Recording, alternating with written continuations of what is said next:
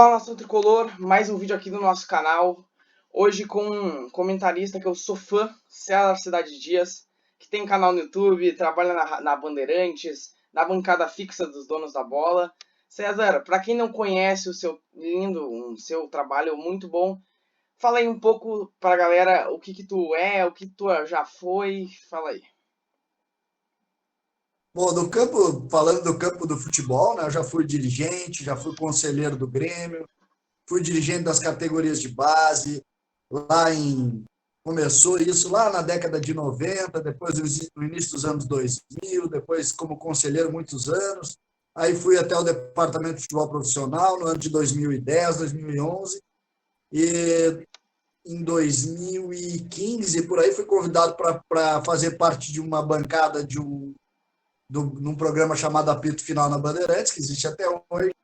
E aí entrei direto nessa carreira de comentarista e aí abrindo mão naturalmente da minha carreira lá no Grêmio, né? Lá como dirigente, como conselheiro, saí e estou desde lá. Aí fiz o curso de radialista, hoje sou um radialista e faço parte disso. Minha vida profissional ela era envolvida com marketing esportivo. Eu tive o Final Esportes, que foi um portal de esportes muitos anos atrás, e também segmentos na área de consultoria, na área de marketing esportivo.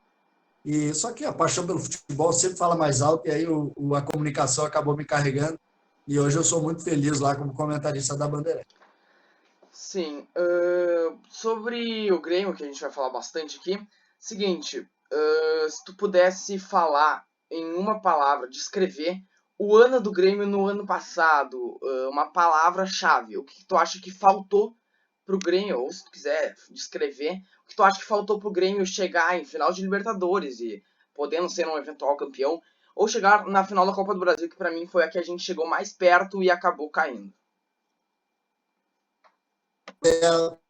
Faltou um pouco para o Grêmio, né? O Grêmio não conseguiu montar uma estrutura. Me parece o Grêmio foi diminuindo o tamanho do seu time e aí não conseguiu ser muito forte no momento que precisaria ser, né? O Grêmio naqueles episódios contra o Flamengo acabou não tendo o Luan, acabou não tendo também o Jean-Pierre e faltou um pouco de grupo para fazer um enfrentamento melhor.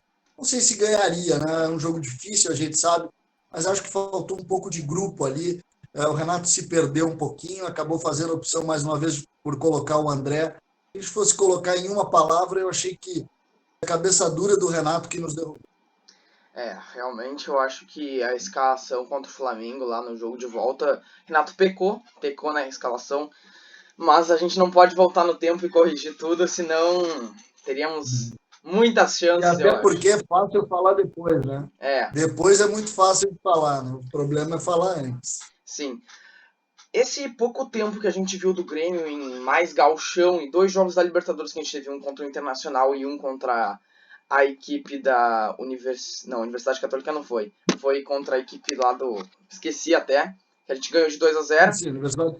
Isso. O que tu achou do futebol que o Grêmio apresentou? Se tu acha que o Grêmio vai ser um Grêmio diferente agora, depois da parada, o que faltou pro Grêmio mostrar o futebol que mostrem todos os anos que vem vindo, e o que tu acha que faltou pro Grêmio ser uma equipe que poderia ganhar o Grenal, esse último, e poderia estar melhor, não sei, poderia ter ganhado o primeiro turno do Gauchão também.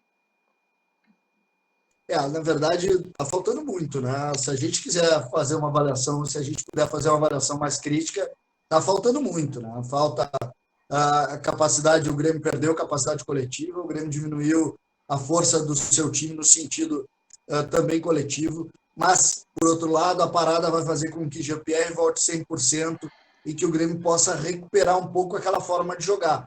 Eu acho que a parada nesse ponto foi fundamental. Eu não via com bons olhos o que o Grêmio estava fazendo na temporada, e não é à toa. O Grêmio conseguiu perder para o Caxias, o Grêmio ganhou do Inter no Beira-Rio, mas jogando um futebol ruim no segundo tempo, e na arena, no enfrentamento contra o Inter, foi muito mal, mesmo empatando o jogo. Então, eu acho que com o Jean-Pierre talvez as coisas melhorem. Eu não gostei nada do início da temporada, mas essa pandemia acabou criando uma oportunidade do Grêmio se recuperar e acho que pode fazer isso porque voltam alguns jogadores importantes. Seguinte, vamos lá. As contratações que o Grêmio teve, uma que já foi embora, Caio Henrique. Se tu pudesse, qual tu acha que foi a melhor até o momento, que mostrou o melhor futebol, a pior e as que tu acha que os que não renderam ainda e podem render? Olha, a melhor até agora é o Lucas Silva, né? Desses aí. Depois do Lucas Silva, eu vejo que o que é melhor no Grêmio, e eu quero insistir sempre nisso, sempre, e tu é um jovem que está fazendo comunicação aí, que está começando a tua vida como em comunicação, para mim o grande sucesso do Grêmio está nas categorias de. Por mais que se pense em contratar, em tentar contratar, virou, mexeu, quem está dando resultado para o Grêmio são os jovens meninos das categorias de base. Isso serve, se a gente quiser fazer brevemente na história, a gente não precisa nem ir muito atrás. A gente vai ver em Wallace, em Arthur, em Pedro Rocha, em Everton, em Luan, que o sucesso do Grêmio está neles. Né? O sucesso, a força coletiva que o Grêmio monta é tudo em cima desses jovens. E agora nós temos aí o Matheus Henrique, nós temos também o Jean-Pierre, nós temos o PP, nós temos o Everton, que já está um pouco mais com chance de sair, mas ainda assim é um jogador jovem formado aqui. E me parece que a gente tem que dar muito mais ênfase para as categorias de base e para os reforços vindos das categorias de base do que insistir ou montar uma linha sempre em contratar, porque a gente acaba, na verdade, trazendo esses jogadores. Pega o ano passado, trouxe 7, 8 jogadores, nenhum jogou, todos foram embora, ninguém fica. A última grande contratação, jogador de resultado no Grêmio, foi o Kahneman e o Cortez. O Cortez foi em 2017. Quer dizer, não é isso que está definindo o Grêmio. Por outro lado, está aí o Diego Souza fazendo gols e tal, a gente tem que torcer para que eles continuem dando certo. Sim.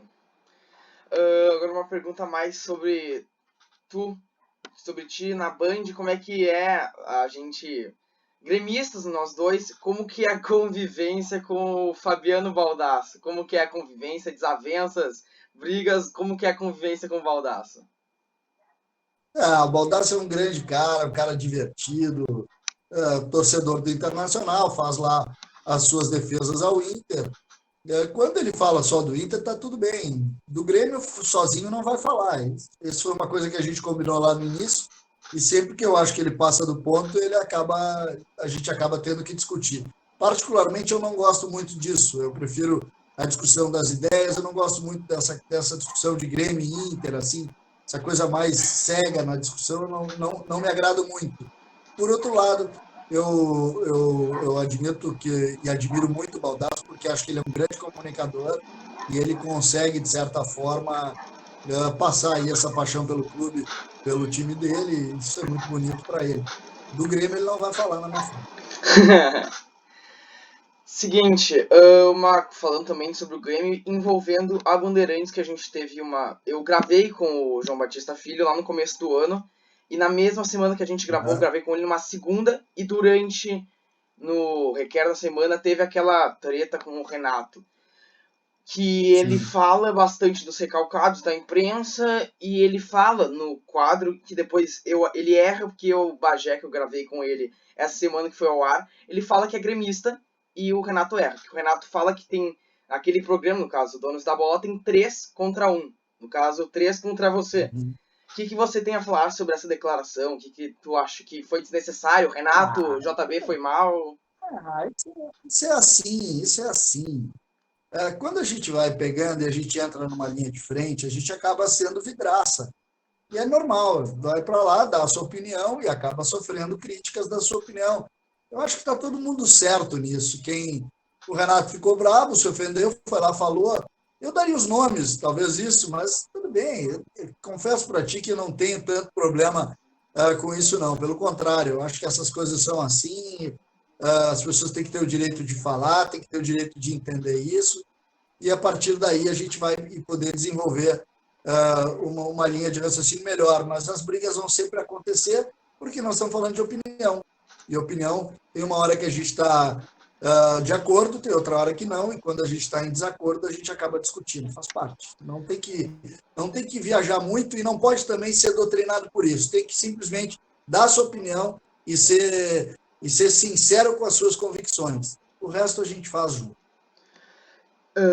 também, agora uma pergunta bem específica a ti. Se tu, César, o que falta na tua carreira de comunicação? Se tu pudesse descrever ela, ó, eu já fiz isso aqui e pretendo fazer mais isso aqui. Eu cheguei a esse ponto, mas desejo isso aqui. O que tu acha que falta ainda? Olha, é uma boa pergunta, difícil de responder, sabe? Eu tenho muitas. Primeiro, eu sou um agradecido, né? Quando o Meneghetti me convidou lá em 2015, eu jamais imaginei isso, né? E eu sou muito grato a isso, porque, na verdade, a gente vive uma questão nova, relativamente nova. Eu tenho 50 anos, então faz pouco tempo, e eu sou um cara muito agradecido, assim. Eu acho que eu sou trabalhador, eu acho que sou um cara que tenho alguns méritos, mas tenho mil defeitos também. Então, eu acho que a gente precisa continuar sendo coerente e continuar sendo. A comunicação precisa cada vez mais de pessoas que tenham uma linha de sensatez. Se eu puder seguir sendo essa pessoa, eu acho que eu já vou ter vencido. Passando uma leitura de sensatez, sem radicalismo, sem briga, sem confusão. É uma linha que a gente possa fazer com que as pessoas reflitam. E acho que essa talvez seja a minha função e a minha missão também. Então, eu sou muito grato, eu tenho sou muito feliz com o estágio que eu tenho na carreira nesse momento, e se eu puder pedir assim alguma coisa para que eu prossiga, eu quero seguir sendo um cara que tenho uma linha de sensatez para passar para as pessoas reflexão, não passar verdades, mas passar a possibilidade das pessoas refletirem. Sim. Agora, para fechar aqui, que a gente já conversou bastante, foi um bate-papo muito legal. Se tu pudesse escolher um título pro Grêmio ter agora, ganhar esse ano de competições que a gente ainda vai ter pela frente, qual seria? Pois é, na verdade, o primeiro título que vem na cabeça da gente é a Libertadores, né? Eu vou fazer uma. Eu acho que o grande título que o Grêmio tem para ganhar nesse ano é o título da solidez financeira. O Grêmio tem que romper com contratos caros e entender que o mercado do futebol mudou. O título dessa vez não é um título esportivo, é um título de balanço mesmo. As pessoas vão dizer, mas tá louco? Não, é verdade. E isso serve para o Grêmio, mas serve para todo mundo, serve para a sociedade. Nós estamos vivendo um momento muito diferente, um momento muito difícil, e o que a gente precisa agora é refazer as coisas, olhar no espelho, tentar diminuir, tentar entender tudo o que aconteceu. Tu é jovem ainda, tu nunca tinha imaginado passar por isso, né? Imagina quem eu também, nesse ponto, tanto eu quanto tu, quanto todas as pessoas que estão vivas hoje, elas nunca viveram isso. Então, o que a gente pode dizer? A gente pode dizer que o que a gente precisa, e aí esse está aí o grande título, é sair mais forte dessa situação e, sobretudo, com solidez. É isso que eu espero que o Grêmio consiga sair. Sólido, no caso do Grêmio, financeiramente, e no caso das pessoas, de um modo geral, mentalmente sólido. Então essa foi a entrevista com o César Cidade Dia. Se inscreva aqui no meu canal, like. César, assim ó, seguinte, eu sou um canal pequeno ainda, mas se tu quiser divulgar aí pra galera que ainda não conhece o teu Vou trabalho aí, pode divulgar, falar. com certeza. E mais do que isso, tem que divulgar e tem que fazer uma situação que eu acho cada vez melhor. Vocês, o sucesso da nossa sociedade está na juventude. Atitudes como essa que tu está tendo é uma atitude que a gente tem que valorizar, que a gente tem que aplaudir, porque em cima dessas atitudes é que a gente vai conseguir evoluir como sociedade. Parabéns pelo teu trabalho, segue fazendo com força isso e conta comigo sempre que tu quiser. Eu sempre estou à disposição. Empreendedorismo é tudo, meu amigo, tudo. E dá-lhe Grêmio, né? Dale, dale. Tchau.